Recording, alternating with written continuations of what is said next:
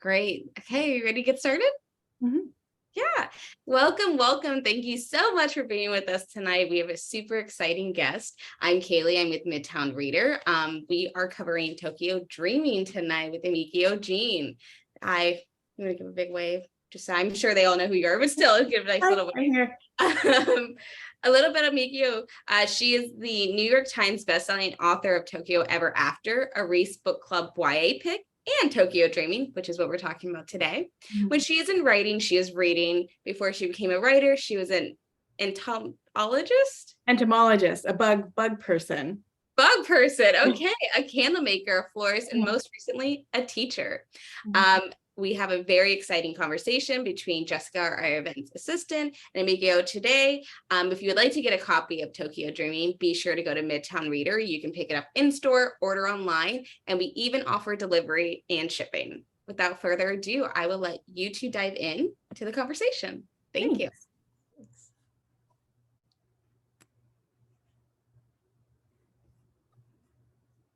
All right. So I think I'll start by reading an excerpt from the book. Yeah. Okay. So this is Tokyo Dreaming, book 2 of Tokyo Ever After. And there are these little interstitials in the novel that are from a gossip magazine. And each of the books opens with these little gossipy columns. And that's what I'm going to read from right now. Tokyo Tatler Special Summer Edition, Love is in the Air. It was a blink and you might have missed it kind of moment. Late last evening, the usual crowd spilled in the streets after a Banraku performance at the National Theater. A couple darted through the crush and into a black sedan idling at the curb. It was His Imperial Highness, the Crown Prince Toshihito, and his latest love interest, American Hanako Tanaka, mother to his illegitimate child, HIH Princess Azumi.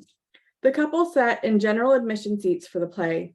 Those near them had no idea the Crown Prince was in their midst. 30 days ago, Miss Tanaka arrived in Japan quietly via commercial airliner, toting a frame of a sports sack duffel and Tamagotchi, HIH's Princess Azumi's pet dog, a mutt with unknown breeding. A far cry from the purebred Shiba Inus the Empress favors.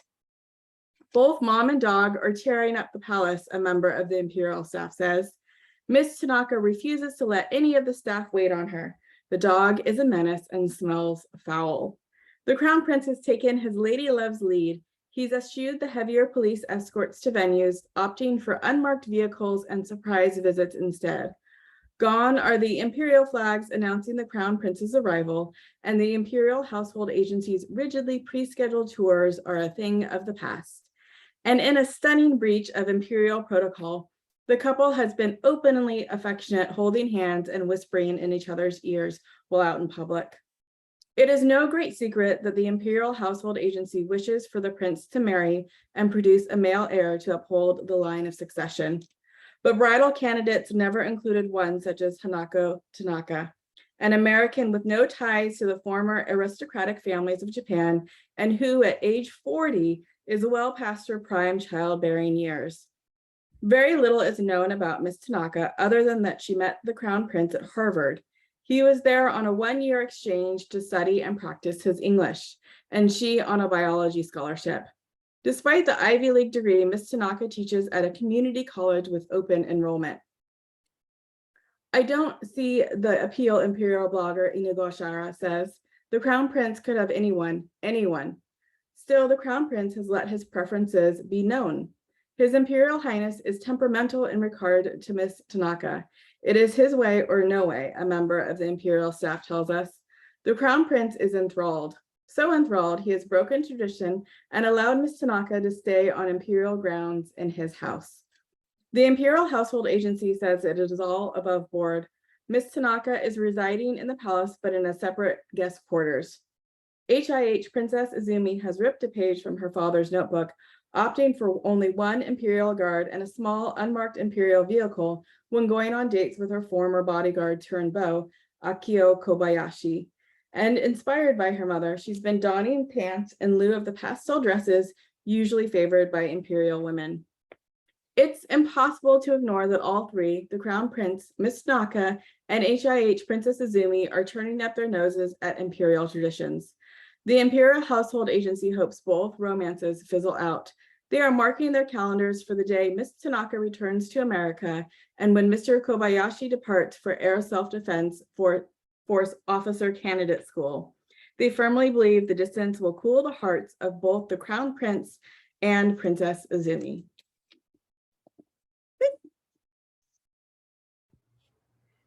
That was amazing.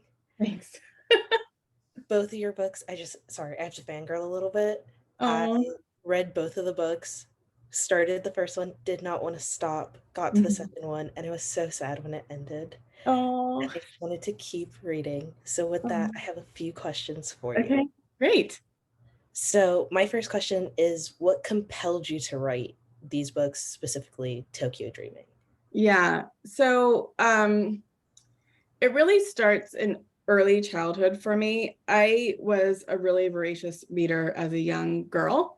I loved fairy tales. I grew up reading The Princess Diaries. Like I was a teen when that came out, so I was in that era. But all of the books that I read had white protagonists, and they were by white authors. And I didn't realize it at the time. And now looking back, it's really clear to me that that's something that happened. And so when I kind of started to think about, what I wanted to write and why I wanted to write it, I really wanted to explore Japanese American identity in a modern setting, but also create like one of the fairy tales that I'd been missing when I was younger. And thus this kind of cross between The Princess Diaries, and I've heard it, the other comp for it is What a Girl Wants, was kind of born. And so from there, like Izumi was pretty much fully formed from the beginning. She's a character that's a lot like me. And she's also a character that, like me, grew up in a majority, really small white suburban neighborhood. Wow. I did like that it was different, like you said, than just like the white characters, white based authors. Like it was different, but it still had that little fairy tale to it. Yeah. I think every girl deserves a little like magic in her life. Yeah. No, I definitely agree. So can we expect a third book in the series? Oh, I know. I get asked that a lot. I feel like I've left Izumi in a good place. Yeah. And she's doing well in college. I'll never say never, but I'm not currently working on a third book. Okay. Yeah. And that's fair. You did leave her in a really great place. Like I was happy with how it ended, and like, yeah, I want the third book to kind of see what goes on, but no, I do agree she was left in a really great place. I did. I know that like I didn't firmly shut it, like it's a little open. So like I feel like if there's ever a time if I wanted to go back, I could sneak back over there, but I have so many other great characters in mind that are waiting for their stories to be told too. So that's amazing. So if you were to change one thing about Tokyo Dreaming, what would it be? Yeah, so I actually, is this a spoiler chat? It might be. Some of my questions are kind of like spoilers. Okay. So, okay, so spoiler coming. So if you don't want to hear this part, maybe fast forward. But I would actually change the end of the book. So in the end of the book, so with Tokyo Dreaming, I kind of built out this love triangle between Eriku and Akio. And in the end, she chooses Akio. And I kind of wish, looking back now, I wish that I had left it even more open-ended and that she just kind of chose herself and decided not to commit to either person and like decided to move on kind of as a really, and like kind of forge her own path without having a partner yet. Yeah. So I do wish that I had written that, but yeah. It was amazing. I can imagine it would have been amazing the other way too, but I like that you didn't just leave that open. Yeah. And she did pick. I do have my thoughts on that, but you know, I that think yeah, I think if I had left it, like if I had ended the book where she didn't choose anyone, I feel like I would have been really obligated then to write that third book. Yeah, that last chapter for her. okay. So now I need to know. I Uh-huh. need to know because, and I'm sorry again, there's going to be some more spoilers throughout this. Okay. So Erica moves to Mount Shasta. Yeah. So I have two questions around this. Okay. If you could describe his experience just like without, even if there weren't to be a third book, like what would you have made his experience in Mount Shasta to be like? That's a good question. I really see him embracing, his freedom there and really pursuing his art and his music. Mhm. And I picture him and Jones becoming like really, really great friends. Yeah. And maybe like traveling around a little bit together. I really loved sending him off on that note and like on his own journey that kind of makes the reader like wonder what's going to happen to him, but also feel really hopeful, like, cheering him on this next part of his life. Yeah.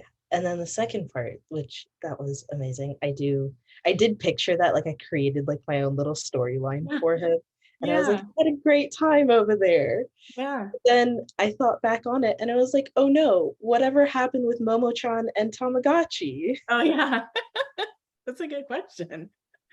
Did he take Momo? He didn't take Momo with him, did he? Maybe, I guess I would say if I had to write it, I would have like Azumi and Eriku having like shared custody of the dogs. Yeah. Like Momo comes and lives at the Imperial Palace with Tamagotchi for a while. Yeah. Okay. Yeah, because that was such a cute, like even the dogs got their own little love story. And I know. that. And so before I had kids, Mhm. I had a Saint Bernard. And I loved him. I loved Jerry, our Saint Bernard. I loved him so much that I haven't like been able to get another dog. And so I was really eager to like cast a Saint Bernard in a book to like kind of translate that love into words. Yeah. That's amazing. So you kind of answered this, but were any of the characters or the events in the book inspired by like real people or events in your life? Yeah, I mean, obviously I'm not a secret Japanese princess. So it's not inspired by real life. But of course, you kind of, I feel like that's what you do when you write a story. Like you take some nuggets from your own life and you put them down on the page. Azumi's personality is a little bit like my own, like her sense of humor. The friendships that she has are mirrored after my own in high school. I had like an Asian girl gang that I was great friends with. Yeah, and there's I was a big reader of romance, and so I put a lot of what I love to see in romance in this book. Like with Tokyo Dreaming, I kept thinking of, have you seen that Oprah meme where she's like, you get a car, you get a car? I kept thinking of it and being like, you get a love story, you get a love story, you get a love story. I just wanted Tokyo Dreaming to be just really full of love and joy and happiness. And I definitely felt that as I was reading it. I was like, I did have that Oprah moment. I was like, everyone gets their moment. Yeah. Like, I was like, this is amazing. That's really cool though. I loved those books. Oh, thank you. So I have some more questions for you. I promise I Okay. don't have a lot. Like, I need answers. I'm sorry. Okay, go ahead. Please don't apologize. I love it. So Akiko and Noriko's mom. I know you kind of touched on it that, she just kind of crumbled under the stress of the Imperial. But I want to say I feel like there was more to it. So was there more to why she was never in that spotlight?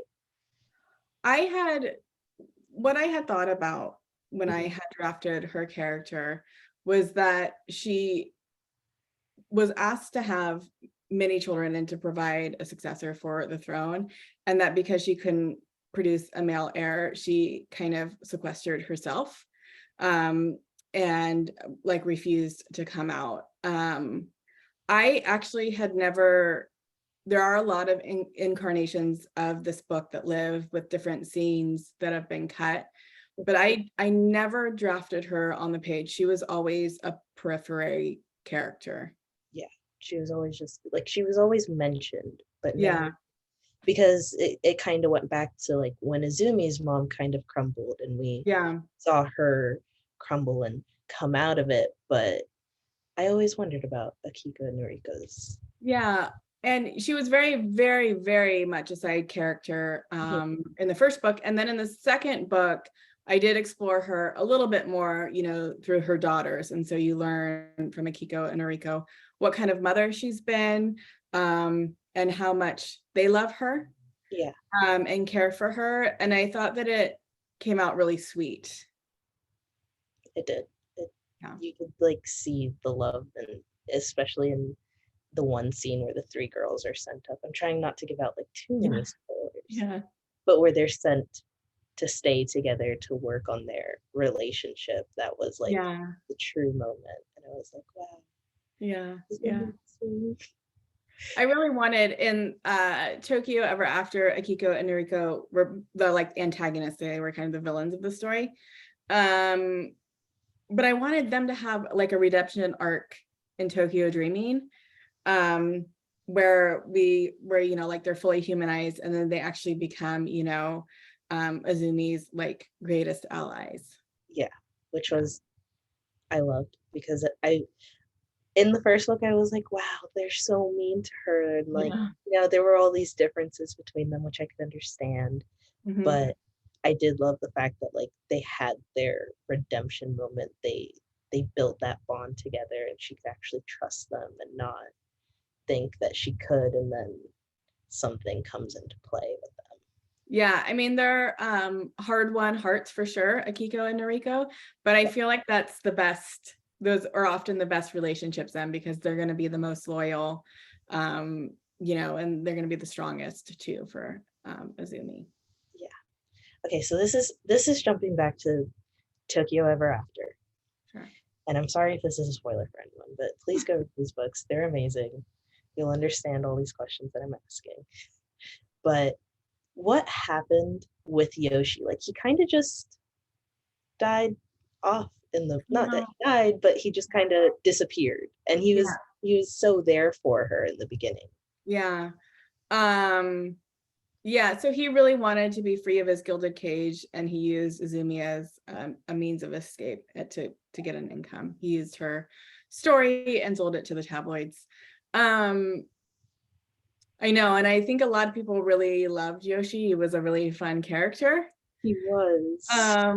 But I was kind of, I had, you know, once I had plotted the novel, I was given this choice between Noriko and Akiko being the bad guys and Yoshi being the bad guy. And I really didn't want to have like these female enemy like that, build that all in there. Yeah. Because I knew I eventually wanted Akiko and Noriko to have a redemption story and to be the stronger characters in the next book. And then in Tokyo Dreaming, I did think, I was like, do I want to bring Yoshi back and like give him his own redemption arc? And there just ended up not being enough time. You know, and so it was left open, and it was deliberately left kind of on the off to the sideline. But I like to think of him off, you know, living the life that he feels like he wants, and maybe he'll learn, you know, that it's not as great as it seems, because he's a little bit lonelier, you know, so he's learning his own lesson. Okay. Yeah. I like that. I was so team Yoshi in the beginning, especially because of how the girls acted towards Izumi. Yeah. And then plot twist. And I was like, no. Yeah, I know. He was so much fun to write. And like it was one of those scenes that like when you're writing, you're just kind of grinning because you're like, this is a really fun character. And so it did it hurt me just as much as it hurt you to have him betray Azumi. Yeah. Okay. So many questions. So now I want to know, what was your writing process for these books like? Like, were you a daytime writer, a nighttime writer? Like, what did that look like for you? I'm a daytime writer. So I have almost 5-year-olds, and they wake up really early in the morning. I used to be a nighttime writer, but I've adapted now to a toddler schedule. So I write for about 8 hours a day, and I break up my word count into really small goals. So I break it down into like 500 words an hour. Before I even start drafting a novel, though, is I create a really tight outline to work from that uses a 3-act structure. And that's usually how I go through it. It cuts down on revision time if you work from a pretty tight outline, I found. Yeah. That makes sense. Wow. Twin boys, that's amazing. Twin boy girl, yeah. Oh, boy girl. Oh. Yeah. So I always wondered, as I was reading the books, why title them the way you did? Like, I always wondered, why not swap the titles for the books? That's a good question. So it's purely by timing and coincidence. So that would be to do Tokyo Dreaming and then Tokyo Ever After, because that is a better, I feel like, finale title. But I hadn't even conceived the second book or thought of the second book's title before I hadn't even written the second book, by the time the first book came out. So it's one of those things that I wasn't super intentional about. Okay. Yeah. I had to wonder, I was like, was it intentional? It wasn't. It was one of those things. And I hate admitting this because I want to be thoughtful all the time. I want people to think that I'm thoughtful all the time. But I sold the book in a 2-book deal, and I had written the first book. And Tokyo Ever After was the title that it was sold with. And sometimes when you sell a book, the title changes because the publisher or the marketing team might be like, we think this title is stronger and is gonna sell better. So it was such a perfect title, for the first book. And then I realized, oh, now I have the second book. And so I had to think of that. I went through a lot of iterations for the second book, like Tokyo Everlasting, Tokyo. There was a lot. I can't even remember. I'd have to pull up the list, but there was a lot. Okay. That's fair. I will agree with that. I do love the titles of the books. I just always wondered, especially it makes a lot of sense. Yeah. So did Tokyo Dreaming turn out exactly how you had pictured, or were there like changes?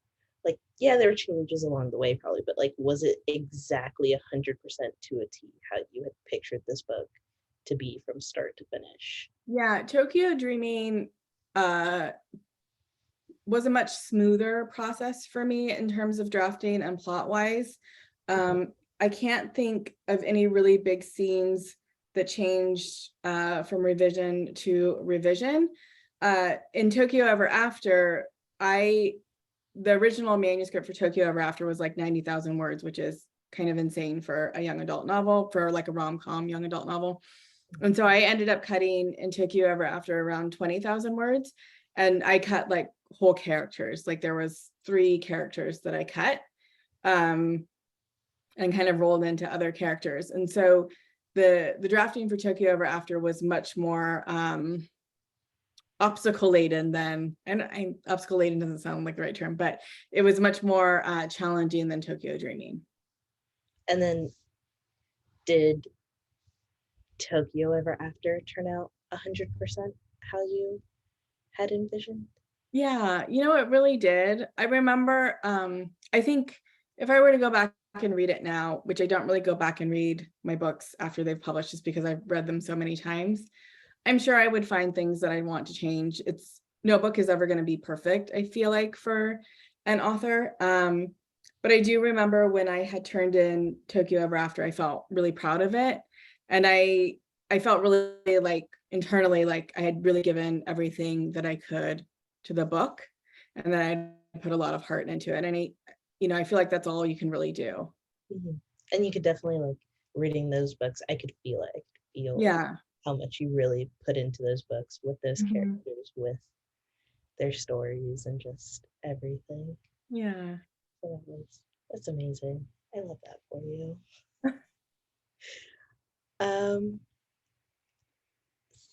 Sorry, I'm just kind of glimpsing there. So if you could describe Tokyo Dreaming in one sentence, what would that sentence be? I don't know if I could do a sentence. I do 3 words, like love, friendship, and romance. But not there's not like a whole. No, I know. I feel like I have to think about it even more. I feel, let me think about it. Let's Okay. go to the next question. We'll go to the next one. So another one, I love that you included how you had said it's like the storyline, but also there was that Tokyo Tatler, like little snippets in there. So what made you like include that in there? Like, why include that? It's mirrored a little bit after, real life, that we do have tabloids that report on, like the royal family in Britain. And so the way that they're written is mirrored after that. But they also illuminate the plot. So the story is written from first person. So it's Azumi's perspective. And I really wanted to be able to give the readers a glimpse of like how big the imperial world is and how much people care about it and want to know about it, and how much they gossip about it. And so the Tokyo Tatler articles were perfect to do that, because it really did inform the reader about like all of the familial connections, the importance of certain places and times, like the snafus that Izumi has with going through some of the imperial events and all that kind of stuff. Yeah. Okay, awesome. So this leads into my next question. Clearly, Yoshi is the inside source. Who is it in the second book? I didn't have one. I pictured, when I was writing the second book, I pictured just a palace staff member reporting to the media about what's going on. I also kind of, pictured like the Imperial Household Agency also like kind of giving the Tokyo Tatler little tidbits of information, because they were working against Izumi. In the novel, they wanted, they were working against Hanako. They were working against the Crown Prince and Hanako. And so I kind of felt like they might use that as a tactic, to kind of divide them up. But if you had to pick one person for the second book, who would it be? I would have to say a palace staff member, just because I know, like in real life, in the real like Imperial Household Agency, they would never. Yeah. And neither actually would the staff, but out of the two. Yeah. Okay. I had my ideas. Did you? Yeah, Mr. Fuchigami, just I don't know. He kind of rubbed me the wrong way in the second book. Yeah. I always just kind of put him as the face to it. Yeah, he really does in the books kind of represent, the Imperial Household Agency and their thoughts and feelings and beliefs. So I can see that. But I do think he has a fondness for Izumi by the end of the book. But he still very much is, part of the wheel, He's definitely, they all play like their important parts, which was amazing in the way that they helped Izumi make this transition. I always just felt like, I don't know, there was something about him. Like, I always felt like he had this idea that she couldn't cut it as the Imperial Highness. Yeah, he did come across as like doubting her a little bit. And I think, you know, he was trying to help in the best way that he knew how. Yeah. But I think it was one of those moments where like he felt like he had a lot to teach her, but maybe she had things to teach him too. Yeah. There's Yeah. definitely that dynamic between Yeah. Mm-hmm. them. So this one's a little personal, but what is your like writing quirk, like your most interesting quirk when you write that you I will listen to the same song over and over again. So like I have like anthem songs for characters or for scenes. Mhm. And I have like, so I'll listen while I'm drafting a scene, I'll listen to it on like loop. So for Tokyo Ever After, let me see if I can even open and tell you what one was. I have all these playlists. So for Tokyo Ever After, one of the ones that I listened to was Walls by the Luminaires. Mhm. It's a Tom Petty cover. And I would listen to that one over and over again because I felt like that one kind of like encapsulated like Azumi's character. Yeah. Yeah. I'm like thinking about the song and I'm like, it really does. Yeah, you can go back and play it when we get off. You'll see. You'll be like, yeah, maybe that is Azumi's song. Yeah. So if you were to give tips to someone interested in starting the writing process, what would those tips be? Yeah, I get asked this question a lot, and I wish that I had some sort of like really magical advice. I feel like my advice is the same as every other writer's is it doesn't have to be perfect. Mhm. I think when you start writing something, it should be for yourself and it should be exploratory. So don't focus on the reader experience or on making it good. Write because you feel compelled to write. And if you want to write as a career, don't give up. There's a lot of rejection in writing. It happens no matter what level you're at. I still get a lot of rejection. Now I get like reader rejection where they're like, I don't like your book. But that's not a failure. And I think it's easy to overlap those things, but rejection is not failure. And it's so important to remember that. That's an amazing tip, even just as like a life tip. That is. If you could carry that with you in life, I think that would be wonderful too. I try to. It's hard. It's really difficult. It is. Yeah, but that's amazing. That is a really great. I mean, even if you're not writing a book, like we said, Yeah. life tip. So what does your family think of your books, and do they have like favorite characters or like a relationship that they were rooting for with this? Yeah. They're by and large and overwhelmingly supportive of my writing. And they do read everything that I write. I feel like some relate more than others, and it just depends on like their age and what their reading style is. For Tokyo Ever After and Tokyo Dreaming, my sisters really love those books. I think especially because, what they told me was that they heard so much of my voice in it.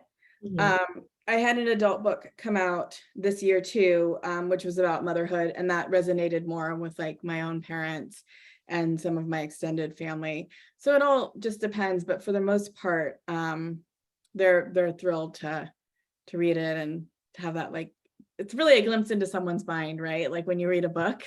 It truly is. Yeah. So you mentioned you just released a book on motherhood. So how many books have you written in total, and of them, which is your favorite? Good question. So I have published 2, 3, 4, 5 novels traditionally. Mm-hmm. 4 are young adult and 1 is adult.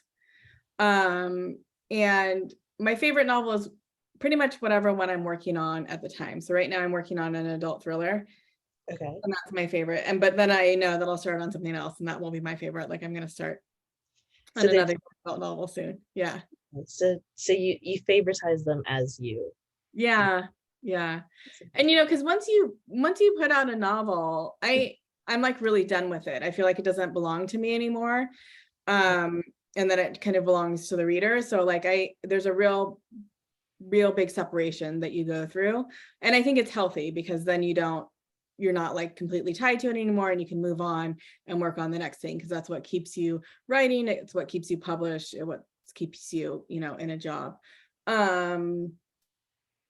Yeah. And yeah, so like I said, I think the thriller right now that I'm almost ready to be done with it. So I'm starting, usually when I'm finishing a book, I start to hate it a little bit because you've been working on it for so long. Yeah. And that's kind of when I know that it's ready, Well, Yeah.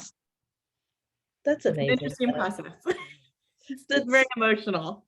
It's part of the process, but Yeah. that's amazing that like you can that you have these emotions that kind of let you know like I'm almost there. Yeah. I'm done. I'm done with this, or I need to take a break from it. Yeah. Mhm. So what's like one of the most surprising things you learned while you've been writing any of your books, whether it be about yourself or just writing in general? I'm always surprised by ideas and inspiration, because by the time I get done writing a book, I'm pretty depleted. And I think this is the best I've ever written. This is all I'll ever be able to do. And like, I'm never going to have another book idea. So you kind of get to that point where you're like, this is it for me. Like, I don't think I could ever do anything else. And then something else, comes to you, and you get a new idea for a character. So I'm always surprised by that, and how that kind of creative circle keeps, resupplying that creative well. That's amazing. Mm-hmm. It is truly. I like getting into your mind about this. Yeah. It's so interesting. So do you get to hear from your readers a lot? And if so, like what kinds of things do they say about your books? Yeah, I do hear from a lot of readers about my books. I mostly hear from the Asian American community about what they liked, and how they, especially with Tokyo Ever After, Azumi'S journey is really kind of figuring out what it means to be Japanese American, and she feels very bifurcated. And so when Tokyo Ever After came out, I had a big rush of responses saying, from other Asian Americans, that they had felt similarly. And that was really emotional and beautiful for me, because I had always felt kind of alone in that journey. And to hear that others struggled with it was emotional, for lack of a better term. And that continues now throughout, Tokyo Dreaming and Mika in Real Life, my adult work. Most of my books revolve around like what it means to be a yellow body in the United States. And what's so great about that is that it can mean so many different things. And, there's not just one experience that happens when you're a person of color, when you're an Asian American in the United States. And being able to explore that, in all of my books has been so fulfilling for me. That's amazing. Mm-hmm. For you. So what do you think makes a good story? Plot and character. I think you have to have both. With Tokyo Ever After, it's a great plot. It's a girl finds out she's a princess. It's a common trope. But without, a reader connecting to the character and rooting for the character, it's not going to do anything for you. And so you really have to have the marriage of those two things. Mm-hmm. That's very true. Mm-hmm. That is very true. The plot and the characters do make. Yeah, I mean, I've put down books before where I don't like, if I'm not rooting for the character, and I don't necessarily have to like the character, but I have to be interested in them. I have to be interested in what's going on with them. Definitely. I was like, yeah, I won't even lie. With the books, it was like, oh, 3 o'clock in the morning, can't put it down now. One more chapter. It just kept going. It was because, like you said, there was that marriage between the plot and the character, and as you said, all those emotions, and I could really feel it. And I was like, I almost felt like I was living it like right next to her, which was amazing. I Thank you. love that I could have been. I was like, wow, this is amazing. So, Well, that's oh, amazing to hear as like the writer. Whenever I hear like a reader say that they connect with it and that I kept you up all night, I feel like that's the best compliment ever. it was That you lost sleep. Yeah. like I said, I did not want to stop. It just Oh. kept going for me, and I was like, this is fantastic. It's just like there aren't words to describe how I felt while I was reading these books, which was amazing. Thank you. So this is kind of going back into Tokyo Ever After, not Tokyo Dreaming, sorry. Okay. Dreaming. The Asian girl gang splits up, Yeah. go off, and Izumi and Noriko keep that semi relationship. They try to talk, but whatever happened to the other girls? I think they, Azumi and the other girls, they come back together on winter breaks and, summer breaks. And I think they keep in touch. Their friendship is very, very strong. And what I have found in my now middle-aged years is that when you have friends like that from high school, you can go back and it's like you haven't missed any time. And so that's kind of what I picture for Azumi and her Asian girl gang, that when they meet up again, it's just like no time has passed at all. That's amazing. I always did wonder, because I was like, they still texted, but of course everyone was on different time zones, so it's just I feel like I could have written whole stories for each of those girls, like each one of them. I feel like I put them on their own path and they're all on their own journeys and, and finding themselves. And I feel like I could have written a rom-com for each of them. So now that you say that, would you ever consider going back and writing a rom-com? I don't think so, but what I have written a little bit of is Hanako and Makoto's like college years, like their stories. Yeah. I always wanted more, because we kind of always just got that he was in college and she was in college. I know. And it was kind of fun because I am a pretty diehard romance reader. And I think, it would be fun to write Hanako and Makoto stories because they could also be like a tiny bit spicier too, which would be so fun, have them like sneaking around the college campus and, all that kind of stuff. So I've written little like snippets of their college years, mostly just so I could write them and have that backstory for Tokyo Dreaming. But there is some material that exists on a hard drive of their college years.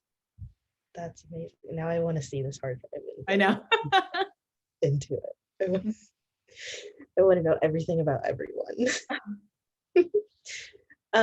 So in your introduction, we mentioned that you were an entomologist and then you went to being a teacher. So what made you make that change? Because those are two very different things.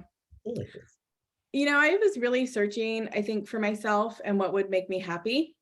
And I had majored in entomology and science in college. It was my undergrad. And I still really love bugs and that, I love exploring bugs with my kids and everything. But working the job was different than just having kind of a passion for it. And it doesn't pay a lot of money, so you have to really love it. Not that writing pays a lot of money either, but I really love writing. And then I was a teacher and I was in education for a long time and I still wasn't happy. And so I found myself writing. At one of the jobs I worked at, I would write chapter drafts into my email draft folder. Because I'd be pretending to send emails while at work, but really I was writing a novel. And so that's kind of how I knew, that writing was really what I should be doing, because it felt very consuming and I felt so compelled to write. And,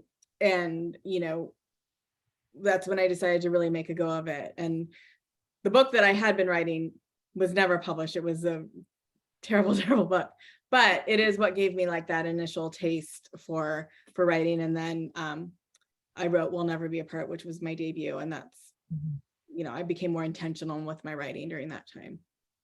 That's amazing. I love that in your email drafts, you were just Yeah, writing just all- drafting, low-key drafting a book. Yeah. That's amazing though. And I'm happy that you found that passion, that you have all these other passions that you went through on this journey to find what you truly love.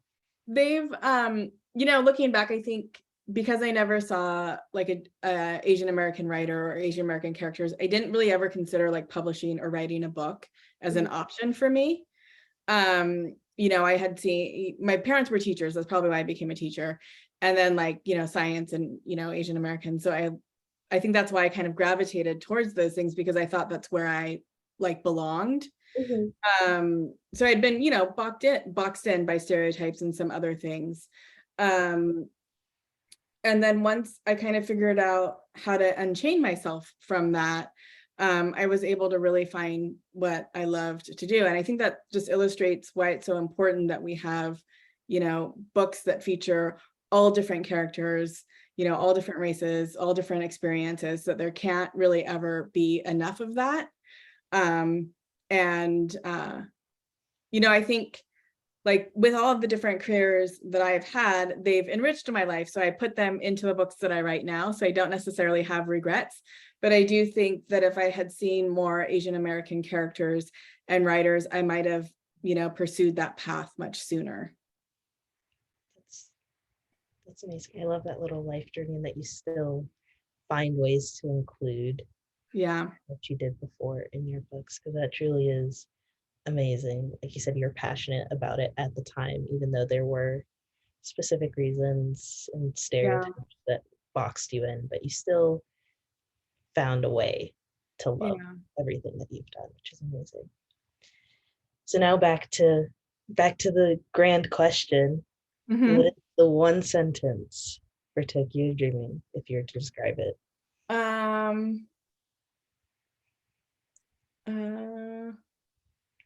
I mean, I guess for Tokyo Ever After and Tokyo Dreaming, and a Japanese American girl becomes a princess. I mean, that's what both books are about.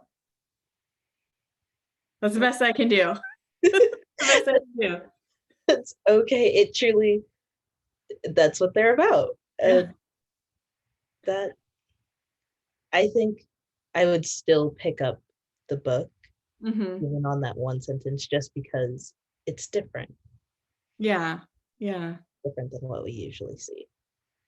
And I loved that. I can't express enough how much I love this. I truly can.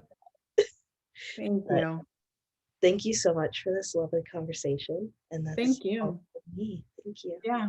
I appreciate you reading and asking so many really wonderful, thoughtful questions, and also being such an enthusiastic fan. I honestly, it gives a lot back to me. So I deeply appreciate it. Thank you. Of course. And thank you so much for putting out such amazing work. And I look forward to all the ones that are coming.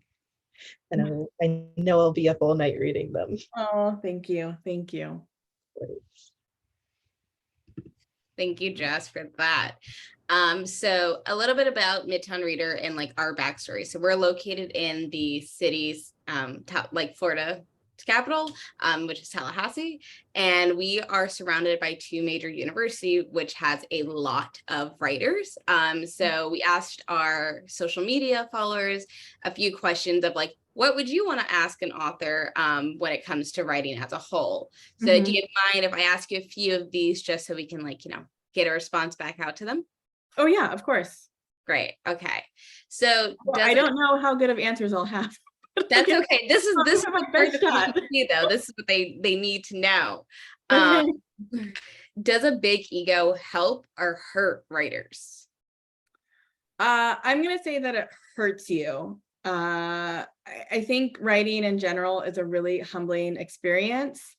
And if you have a big ego, there is some bravado that can get you maybe through like some doors. But at the end, you have like so much farther to fall. Because it's like, you know, like I was talking about with Jess, there's so much rejection.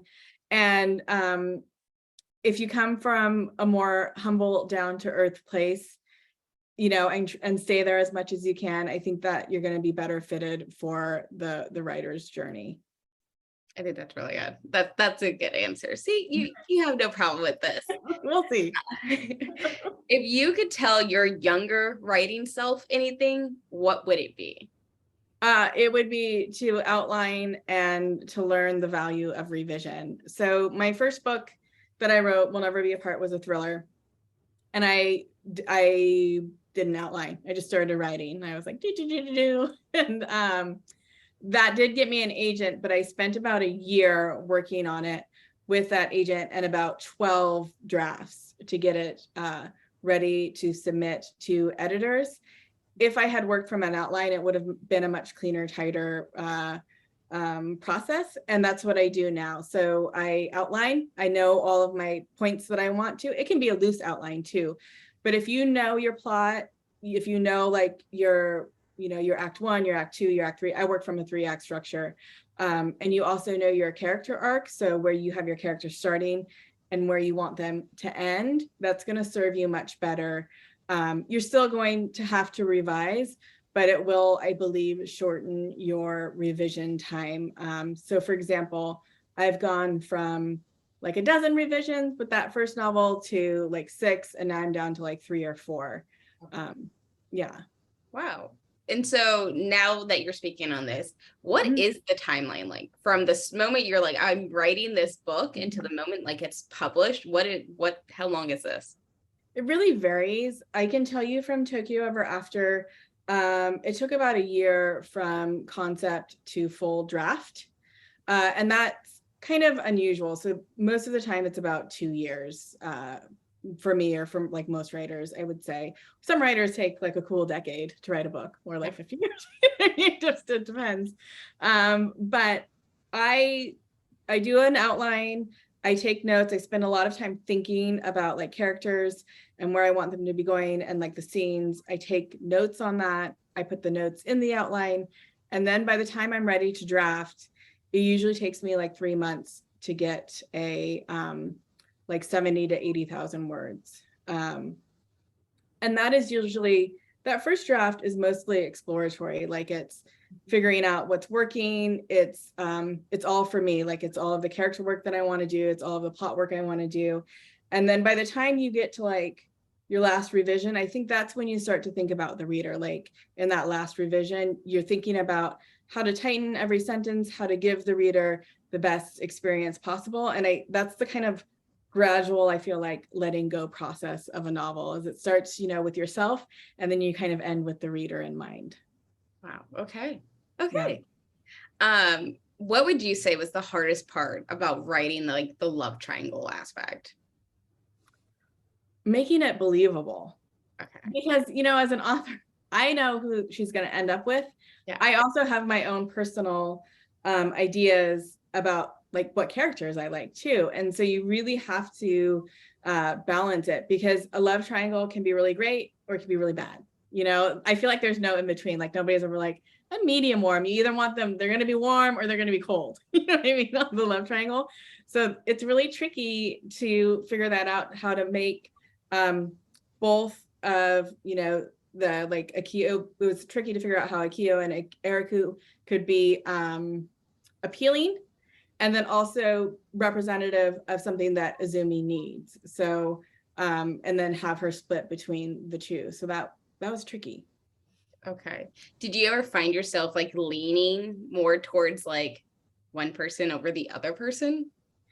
Yeah, I started to kind of ping pong back and forth, because each one has, their own time on the page. Mm-hmm. And I really did love Noriko. I thought that he really complimented Azumi well, and they were really great friends. Akiko and Azumi are kind of an opposites attract relationship. And so Azumi really had to kind of decide like which partner challenged her more, which one she needed more, which one was going to be, the best partner for her. Okay. Thank you. That was really good. That's a good one.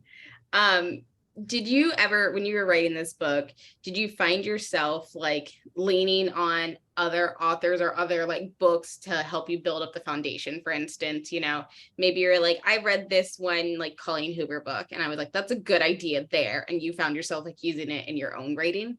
Yeah, I think I can't pinpoint any. I am, like I said, a big rom-com or romance reader.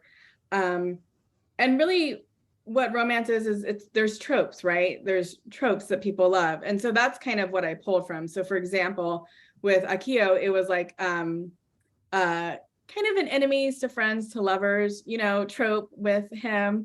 And then with Eriku, it was friends to lovers. And then, with Eriku, you had like the forced proximity trope where like he's tutoring her. And so they're like kind of in the same room, they have to be together. So I do see what tropes I use and which ones that I really, loved. Okay. So the last question I have for you is that a lot of people typically like want to know, just because authors, we see them as like celebrities in a way. Do you ever Google yourself? No, but I will say, no, I don't, because I find it all kind of like really strange, and surreal to like do that. Like I won't even watch like myself back, like in interviews like this. I won't. Okay. You know what I mean? Because it's just weird to like watch yourself. My partner, my husband, does. Okay. And yeah, I mean, there's some stuff out there that's not true, and there's stuff out there that is true. But by and large, being like a writer is a pretty, unless you're like Stephen King, which I'm not, it's like pretty like low key, like it's a good, you can be pretty private. Yeah. What's out there is mostly your writing and like headshot. Okay. Well, that's nice then. Yeah. Do you ever like look on like the book talk world about your books or anything like that? I have things that are like sent to me. So I have like things that are like tagged because I'm on Instagram.